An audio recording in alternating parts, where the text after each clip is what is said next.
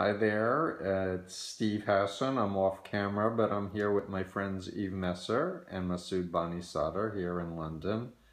And I flew over to be part of the inquest for Jeremiah Duggan, who we believe was involved with Lyndon LaRouche and suffered his death.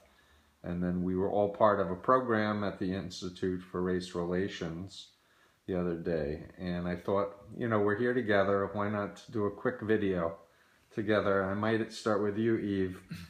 You know, your thoughts.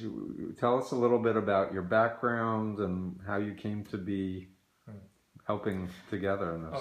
All right. Before the conference, there was the inquest with the coroner. It was like a bombshell because he reviewed, his narrative challenged the official version that Jeremiah Duggan, who was invited 12 years ago at a conference in Germany and was found dead, a conference organized by Lyndon LaRouche, which is a political cult.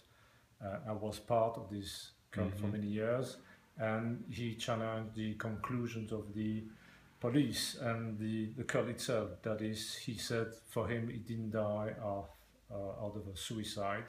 We don't know how and what happened, but at least this is very challenging, and it was a bombshell. It was in the news in England and other countries everywhere the very same day. So that was the day before the conference we were part of, and a lot of people came and were very, very interested to understand how could this happen. And I want to just ask, so you were involved with Lyndon LaRouche for how many years? I was involved 11 years. Yes, I was a full-time member, recruiting, fundraising, everything. And I was involved also with the security of Lyndon LaRouche. And I knew, worked with most of the people Jeremiah Duggan was acquainted with in France and Germany, because I was based in France. And often I had to go to Germany on the question of the so-called intelligence and security within the cult. So I was accepted as a witness for the inquest for that reason. Great. And you had put up a website, I believe? Yes, I have. The English version, the English website is called laroucheplanet.info.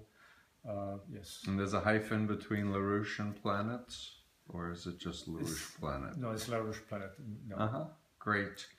And Masoud Banisadr. Yeah, so you weren't at the inquest, but you came to the conference to share your experience as a former member of MEK. Yes. And, you know, please tell us a little bit about yourself and what you said.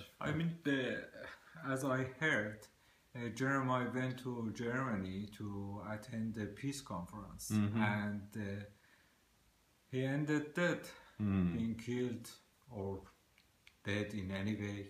I don't know what happened to him exactly, but it struck me that people who care for justice, people who care for freedom, for peace, for democracy, you know, for these noble ideas, how they can be recruited by cults, you know, they can use the injustice that exists in the world, discrimination that exists in the world, to attract young people who are sensitive to these words. Like people who are being radicalized into terrorist groups. Exactly. Those who have been radicalized to go to have suicide action or to blow themselves, to kill others in name of humanity, in name of justice, in name of freedom, and so on. They join us. So it was good opportunity for me to explain to others in this meeting how they recruit, how they use these noble ideas to recruit people, how they change them into their opposite in character and personality, and change normal people, normal young people, good young people into human bomb. Because you were in a group for 20 years. Yeah, I was in the same group. I mean, the MEK, when I joined them, the only thing they were talking was about freedom, democracy, women's rights, minorities' right, and so on and so on. And in matter of years, they changed into a clandestine terrorist organization, and few years later into a destructive cult, forcing all of us to surrender our wealth, our job, study, our family,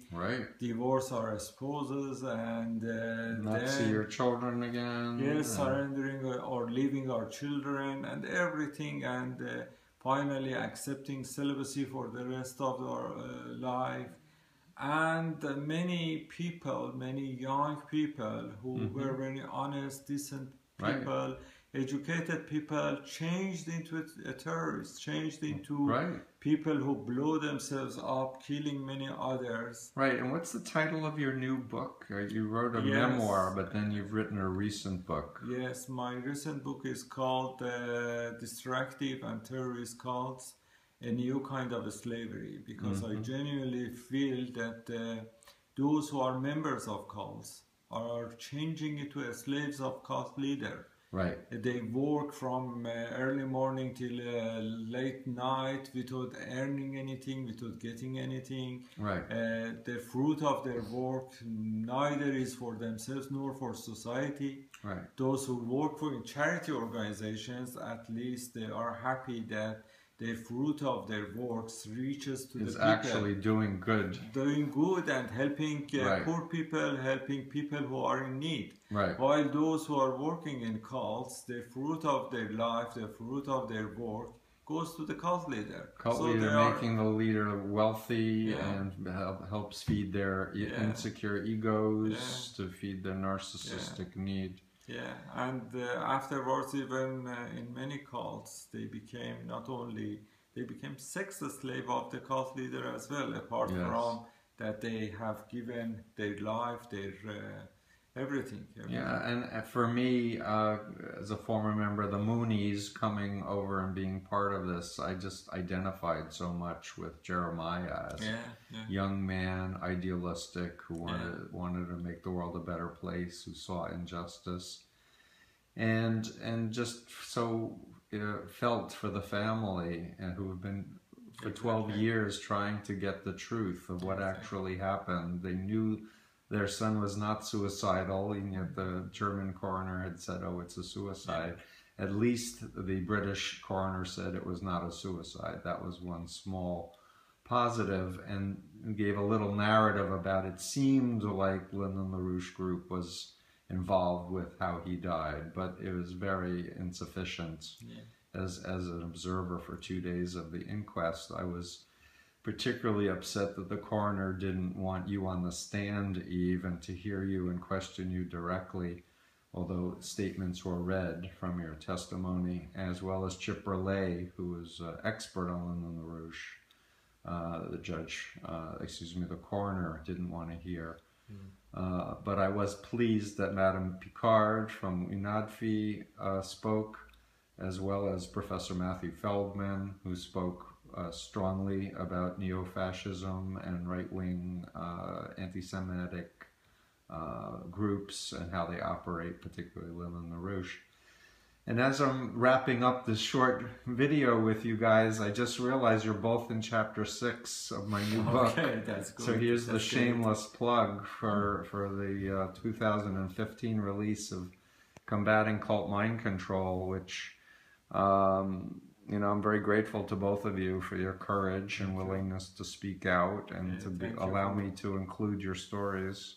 Thank you for mentioning it. Thank you for, and we'll do more interviews in the near future. It's so good. Thanks so much. Thanks so much. Okay. All right, thank you. Bye.